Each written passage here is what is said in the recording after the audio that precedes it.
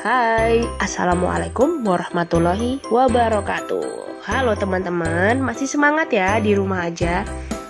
Oke, sebelumnya perkenalkan nih, kita dari tim psikolog Masjid Suhada mau bagi-bagi 8 tips supaya kalian semua tetap nyaman ketika berada di rumah aja.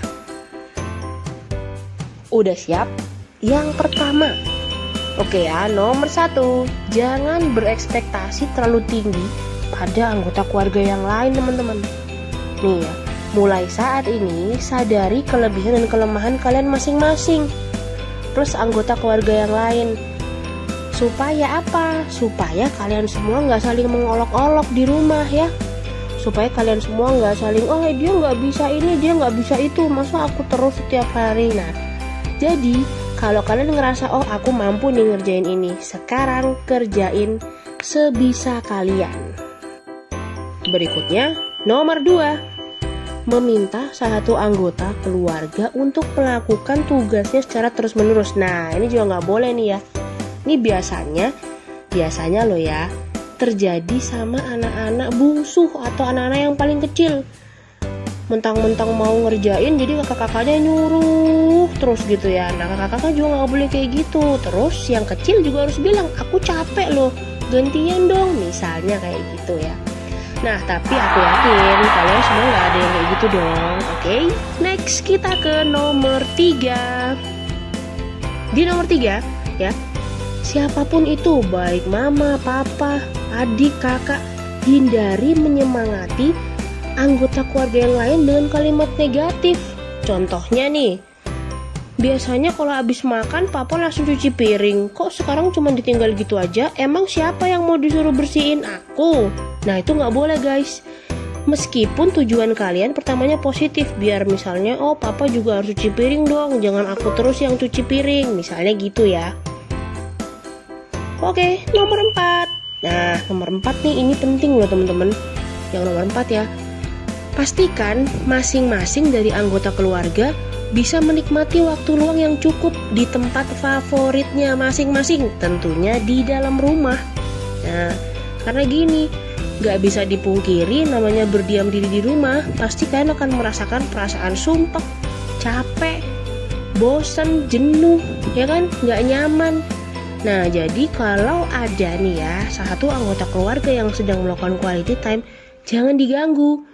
Terus untuk anggota keluarga lain yang juga lagi melakukan quality time, nah ini jangan kebablasan. Jadi misalnya dari pagi sampai tengah hari gitu ya, sampai zuhur kalian cuma di kamar aja mainan HP. Itu juga nggak bagus teman-teman. Karena apa? Kalian butuh bergerak. Ingat ya, kalian butuh bergerak. Nah, selain itu kalian juga harus berinteraksi dengan anggota keluarga yang lain. Kalau ada anggota keluarga yang lain melakukan itu, kalian boleh ngingetin kok. Yuk, waktunya udah selesai, sekarang saatnya kita kumpul-kumpul bareng, atau bikin makanan bareng, atau bikin mainan bareng, ya apapun yang bisa bikin kalian sama anggota keluarga lain berkegiatan. Oke? Next, nomor 5, tidak membicarakan hal-hal yang dapat menimbulkan konflik. Contoh ya, karena kita udah kelamaan di rumah, kadang tuh kita nggak sadar, jadi kayak, kemarin si ini gini, si kakak gitu, iya adik soalnya nggak mau nolongin. Nah, itu bisa terjadi teman-teman. Jadi teman-teman harus menghindari itu ya. Kalau misalnya kira-kira mau membahas sesuatu yang bisa bikin kalian berantem, mendingan gak usah diomongin ya, ganti topik aja yang bisa bikin ketawa, yang bisa bikin seneng, yang bisa bikin happy. Oke, jadi gak ada berantem-berantem di rumah. Terus nih ya, kita kasih tahu kalau yang ini khusus untuk mama, ibu, bunda dimanapun berada. Nih, untuk bunda-bunda sekalian, tolong pastikan malamnya tidur dengan cukup ya. Kemudian kalau misalnya sehari-hari bunda-bunda harus bisa menyadari perasaan emosi yang dialami. Wah, lagi gimana ya ini? Lagi kesel, atau lagi capek, atau lagi bosan. Karena gak dipungkiri bunda-bunda pressure-nya tinggi. Meskipun juga ada ayah yang tinggi. Contohnya kayak harus bantuin anak ngerjain PR, ngerjain tugas-tugas online yang sebelumnya gak pernah dilakuin. Nah, jadi pastiin bunda-bunda supaya istirahatnya cukup. Karena apa? Karena keseimbangan rumah itu berpengaruh banget loh dari kenyamanan emosi bunda. Semangat ya, mama, bunda, ibu dimanapun berada. Next, untuk ayah nih. Ayah, bapak, papa, abi, abah dimanapun berada ya. Karena ya kalau sesuai dengan kebudayaan ini kecenderungan ya, bukan secara umum nih. Kadang-kadang figur ayah, figur bapak, figur papa gak selalu bisa menemani anak-anaknya belajar di rumah.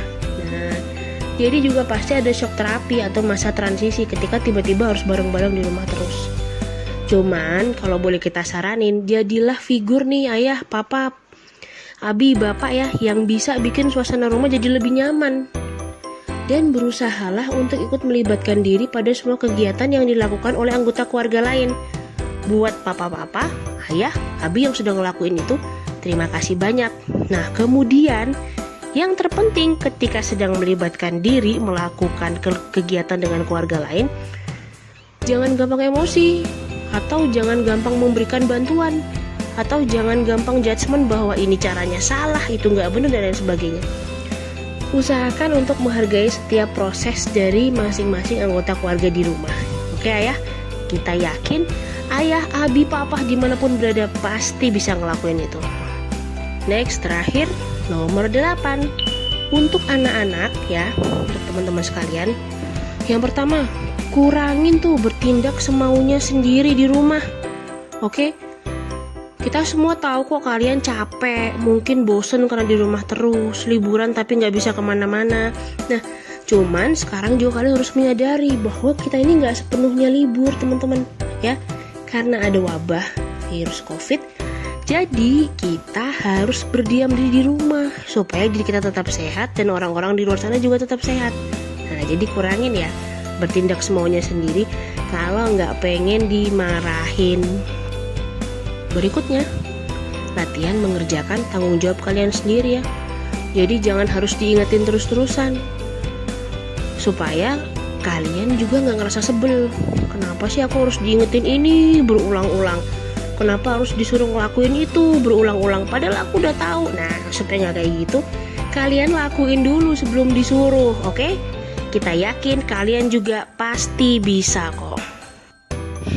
Next, berikutnya, lakuin hal positif bagi diri sendiri dan orang-orang di sekitar kalian ya.